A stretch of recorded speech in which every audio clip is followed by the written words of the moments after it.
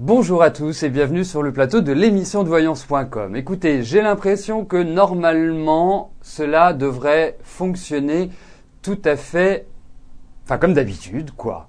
Je pense que là le son est bon, l'image est rétablie, tout ce qu'il faut pour que nous puissions poursuivre normalement notre émission. Voilà.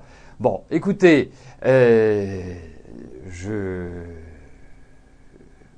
c'est de ma faute. Faut que je vous le dise, c'est de ma faute. Il y avait un réglage qui a été modifié dans la diffusion de l'émission et c'est moi le responsable. Voilà.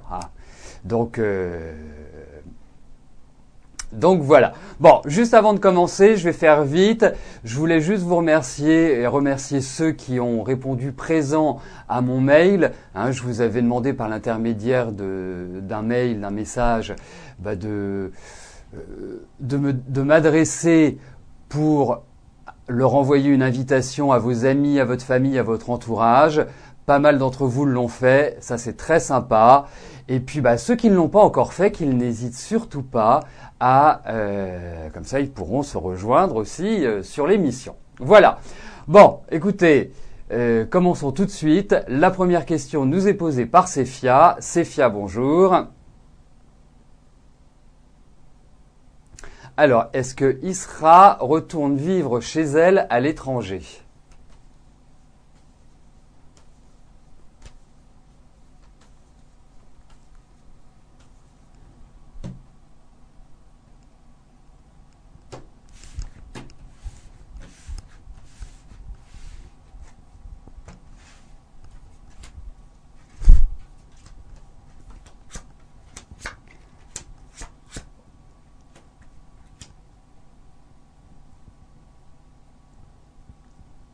Écoutez, moi j'ai pas l'impression que ça va se faire tout de suite. Pour l'instant, je la sens plus statique, donc pas dans l'idée d'un mouvement. Ce n'est pas chose qui puisse se faire avant fin de cette année. Pour moi, les grands changements interviendront entre la fin de l'année et le début de l'année prochaine. Mais effectivement, j'ai la sensation qu'Isra va prendre un nouveau départ dans sa vie. C'est une période qui n'est pas facile. Depuis 6 mois, je trouve que la vie n'est pas simple pour Isra. J'ai l'impression qu'il y a pas mal de difficultés, il y a pas mal de galères. Donc, pour moi, je pense qu'elle va prendre un nouveau tournant dans sa vie et ce nouveau tournant va déjà s'enclencher à partir de son anniversaire, donc à partir de demain, et plus précisément, à mon sens, sur la fin de l'année et début de l'année prochaine.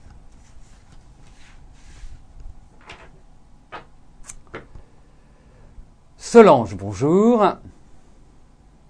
Allez-vous avoir un contact visuel avec Vincent ce mois-ci, sinon en juillet ? Car vous voudriez avoir une bonne discussion avec lui en face à face. Cela fait plusieurs mois qu'il joue à un jeu qui ne vous plaît pas du tout.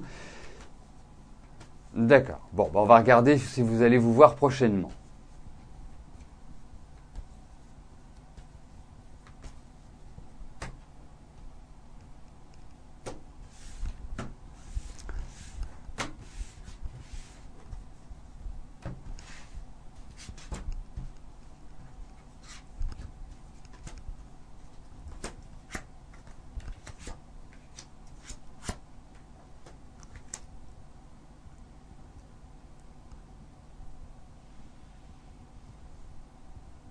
Alors, Solange, je ne sais pas ce qui s'est passé entre vous, mais moi je sens Vincent assez fuyant. Et puis, je dirais d'une manière générale, c'est quelqu'un qui est assez manipulateur. C'est quelqu'un qui enrobe les choses, qui n'est pas toujours dans la vérité vraie, si je puis dire. C'est un petit peu ce qui ressort. En revanche, je pense qu'entre vous, ça risque de mal se passer parce que je sens beaucoup de colère, je sens beaucoup d'énervement et il y a vraiment un sentiment d'avoir été roulé dans la farine. En tout cas, de ne pas avoir été considéré, dirais-je. Alors, vous me demandez si vous allez le voir. Lui ne fait qu'une chose, c'est fuir ce visu. C'est de s'arranger pour que vous ne vous rencontriez pas. Alors, effectivement, l'idée d'improviste serait pas mal. C'est ce qui ressort dans ces cartes-là. Donc, je n'ai pas l'impression que vous allez vous voir tout à fait naturellement. C'est-à-dire par une rencontre normale, dirais-je. Mais je vous encourage quand même à essayer de bien vous calmer, de bien maîtriser ce que vous avez à lui dire et parce que je vous sens assez explosive par rapport à lui. Hein. Je pense que vous avez subi et vous avez vécu des choses qui ne sont pas terribles.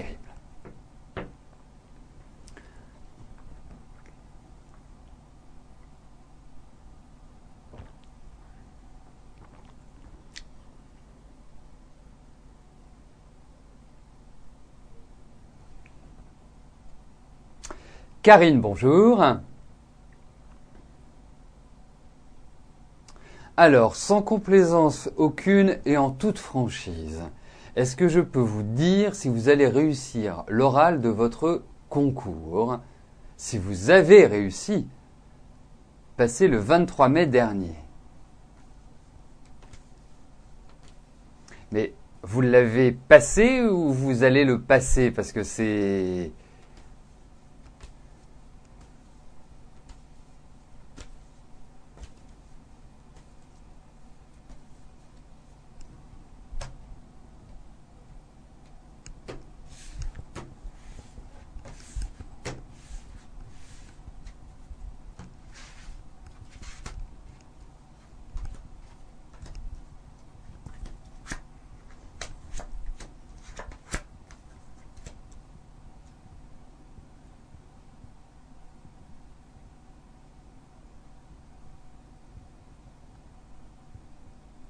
Alors, moi je vous sens pas très rassuré par rapport à cet oral.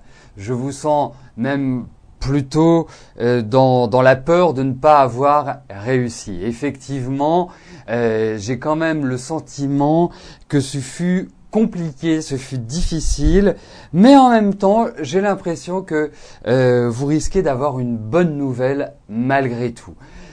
Ou d'être obligé de repasser quelque chose, parce qu'on voit qu'il y a des changements, on voit que les choses ne sont pas figées comme l'émission au début. Hein, je pense que, au contraire, moi je pense que ça va dans la bonne direction pour vous, mais il y a encore une petite épreuve à mon sens. Hein, c'est un peu comme cela que je traduirais ces cartes.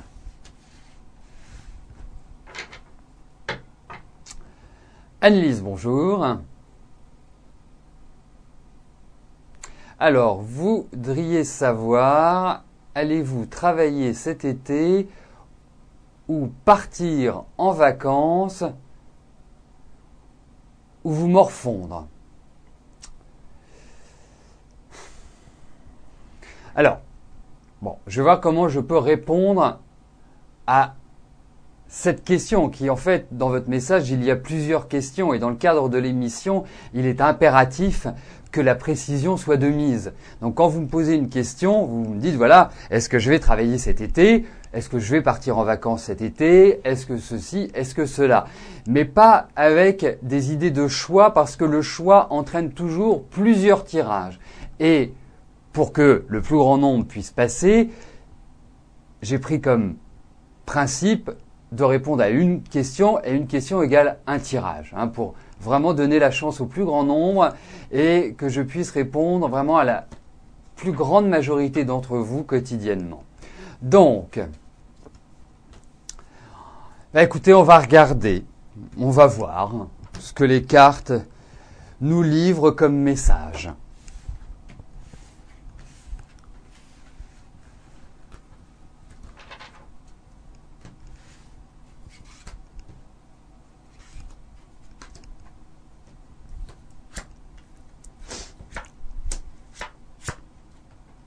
Écoutez, vous voyez moi ce que je ressens par rapport à votre été. Je ressens l'idée de mouvement, l'idée de projet, l'idée où effectivement il y a de la mobilité, où vous allez vous sentir bien. J'ai l'impression que vous allez malgré tout avoir sur la période qui vient des bonnes nouvelles. Alors, pour moi, je trouve que je ne partirai pas loin, je n'irai pas en vacances loin. C'est une période que je trouve beaucoup plus dans la construction, dans la démarche professionnelle, dans vraiment l'idée d'avancer, de mettre en place, de stabiliser votre situation, de prendre le taureau par les cornes, en quelque sorte. Donc, pour moi, c'est une période où vous devez foncer, où vous devez avancer, vous devez être dans le concret également, dans la matière.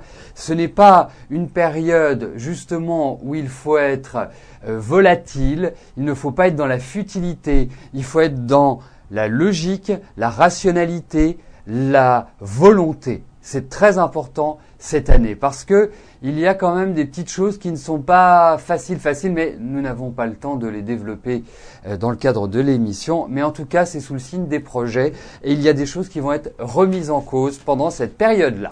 Voilà. Donc, à suivre, Anne-Lise. Christelle, bonjour. Alors, vous avez subi une opération il y a 5 ans. Un échec suite à une erreur de diagnostic. Vous êtes quasiment sourde d'une oreille, étant toujours dans la colère et le doute d'amener l'ORL chirurgien à un procès. Serait-il bénéfique pour vous d'entreprendre ce procès ?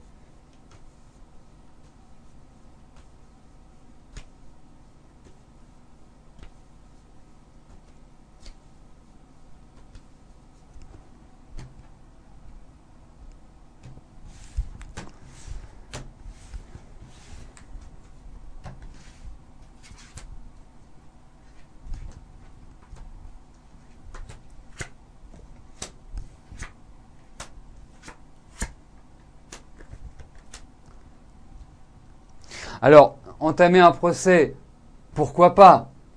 Ce qui est indiqué, c'est qu'il y a peut-être plusieurs façons d'enclencher ce procès.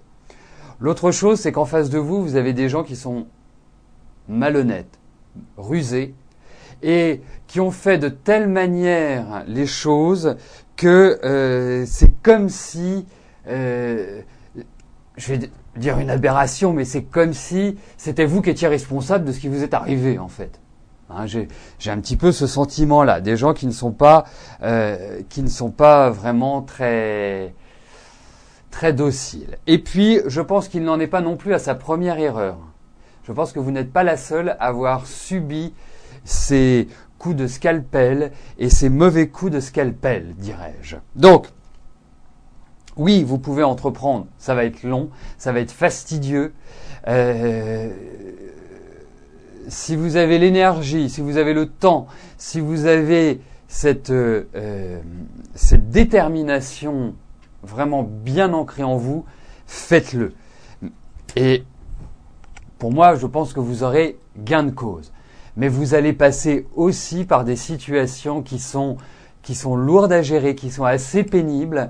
Donc, il faut, tel le marathonien, vous préparer physiquement, moralement, parce qu'en face, ils vont pas être tendres. Hein. Et je dirais presque malhonnêtes. Donc, faites attention, mais ce monsieur a déjà eu des problèmes.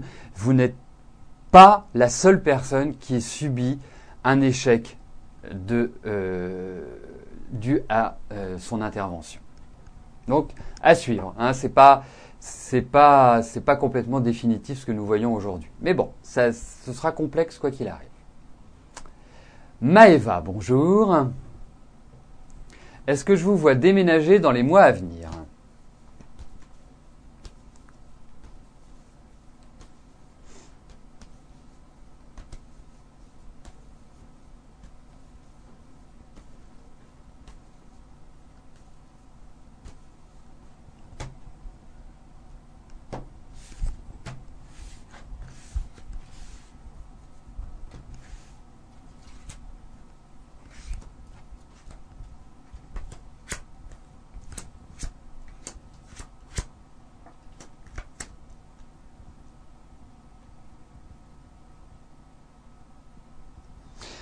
Pas facile de déménager dans les mois qui viennent, Maëva. Je pense qu'il y a encore pas mal de choses qui doivent être réglées de votre côté. Il y a une sorte d'hésitation, il y a aussi peut-être une appréhension par rapport à l'aspect financier qui qui est plutôt mitigé à mon sens à l'heure actuelle. Mais déménagement, pas tout de suite, plus à mon avis sur la fin de l'année. Mais avant cela, avant d'y penser, il faut vraiment que vous remettiez d'équerre, que vous recentriez votre vie. Parce que j'ai l'impression que c'est un petit peu l'ébullition, que ça part un peu dans tous les sens et qu'il faut justement essayer d'apporter un peu de logique, d'apporter un peu de rationalité dans ce que vous faites. On vous demande de vous centrer. Voilà, tout simplement.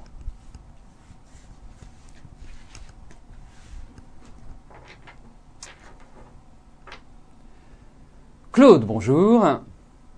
Alors, vous êtes actuellement sans activité et vous souhaitez savoir comment va évoluer votre situation professionnelle.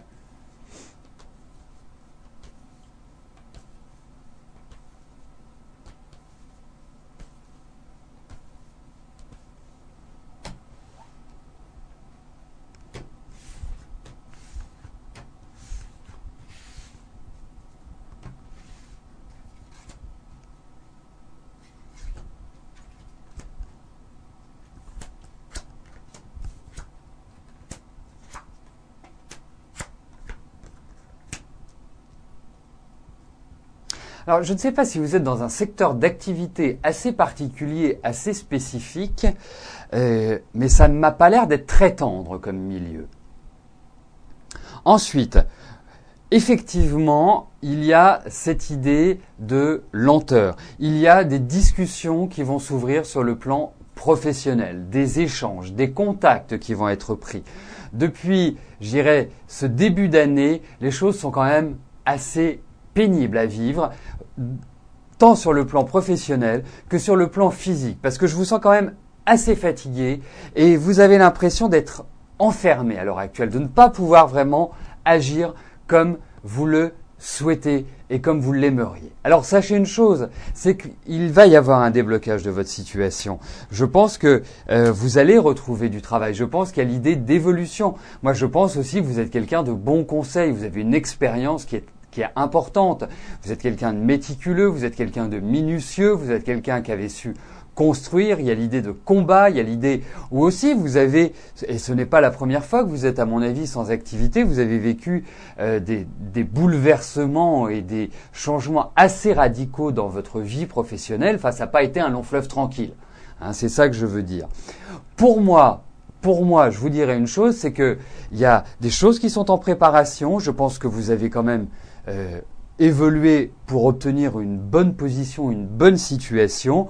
Pour moi, les grands changements, pour moi, les avancées professionnelles ne peuvent pas, enfin, j'aimerais le contraire, mais pour moi, ce n'est pas avant octobre-novembre, que vous allez sentir un souffle de liberté. Mais je ne sais pas si vous avez envie de vous mettre à votre compte ou de développer votre propre activité, mais je trouve que ça vous irait admirablement bien parce que votre métier doit certainement faire appel à des techniques, à des connaissances spécifiques.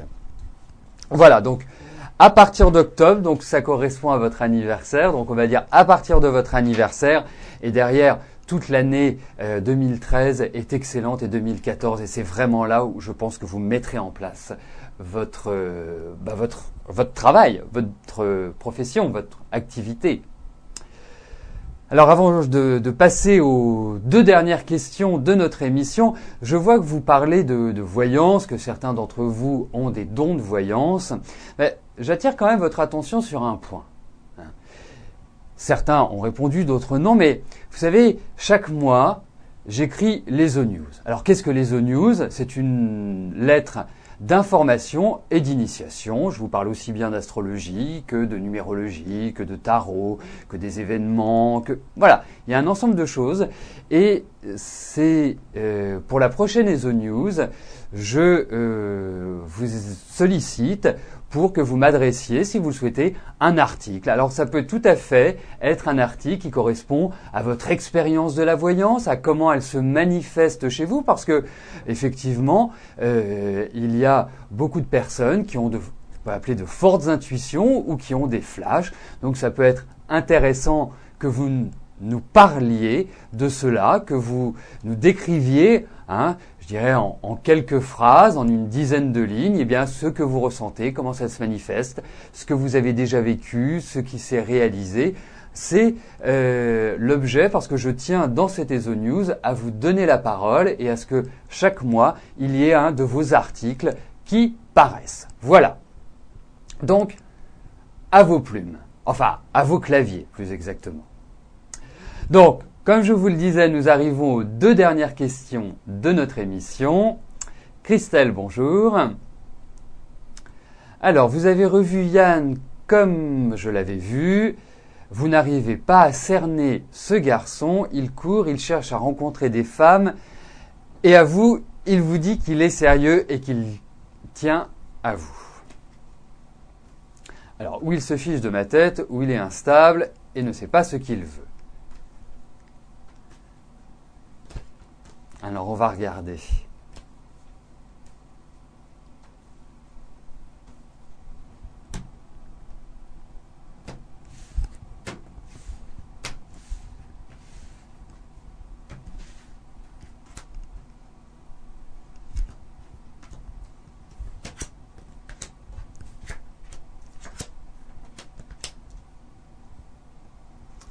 Gardez-le comme ami.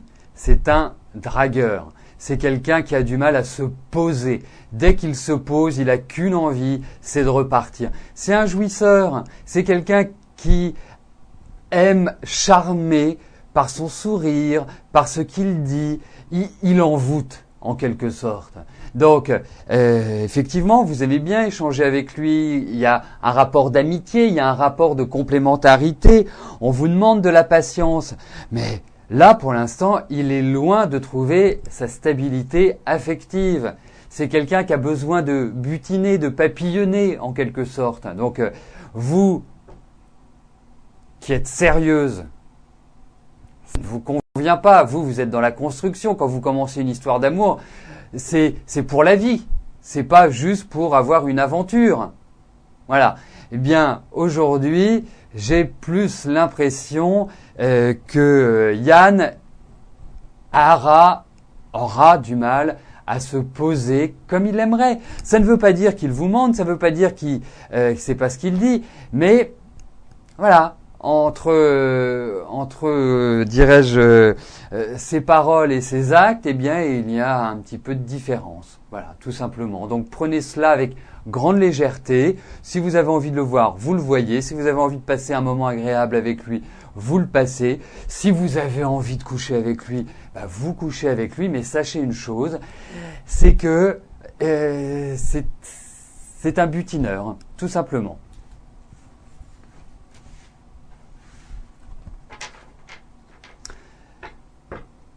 Et bien évidemment, si vous souhaitez consulter les ESO News, eh bien, elles se trouvent sur la page d'accueil, dans le fil d'actualité. Normalement, vous avez le lien qui vous mène directement à cette ESO News. Et dans les ESO News, vous avez un lien qui vous permet de m'écrire et de m'adresser votre article. Voilà. La dernière question nous est posée par Besma. Besma, bonjour. Alors, c'est pour votre cousine Myriam. Alors, comment je vois évoluer la relation avec Nabil? Est-ce qu'ils vont se séparer ou divorcer? D'accord.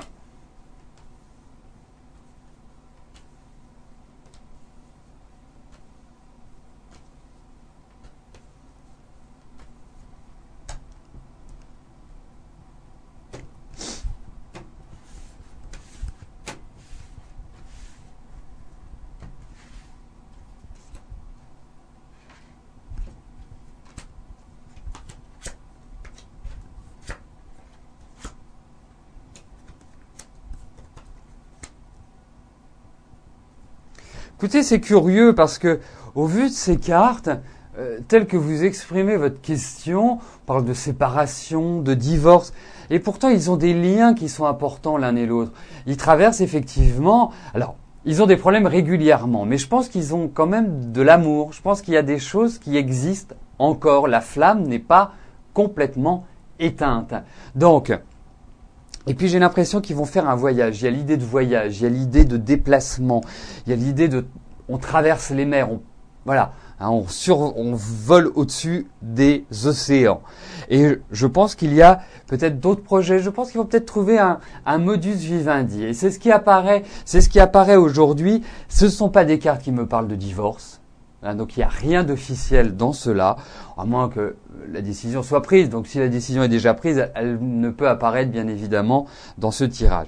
Mais même j'ai l'impression qu'ils ont envie de faire d'autres projets. Mais ils avancent comme ça, en dents de scie. Et il y a des périodes où c'est le grand amour, d'autres périodes où ils s'envoient des noms d'oiseaux à la figure, et ainsi de suite. Ils n'arrivent pas à trouver une stabilité. Et je ne suis pas persuadé qu'ils arriveront à la trouver. Après, entre le moment où ils décideront de se séparer et le moment où la séparation aura lieu, peut-être qu'il faut du temps. Mais je trouve que Myriam est dans une phase qui n'est pas facile. Je la sens enfermée, je la sens pas libre, je la sens pas heureuse, mais dans sa vie en général. Et je pense que les grands changements apparaîtront beaucoup plus l'année prochaine pour elle. Voilà, donc nous avons rattrapé un petit peu notre retard du début d'émission. Hein. J'en suis vraiment désolé pour ce début un peu buggé, dirons-nous. Eh bien, je vais vous souhaiter une très belle journée, un très très joli week-end. Et puis, nous nous retrouvons lundi, même lieu, même heure. Merci à vous, à lundi. Bye bye.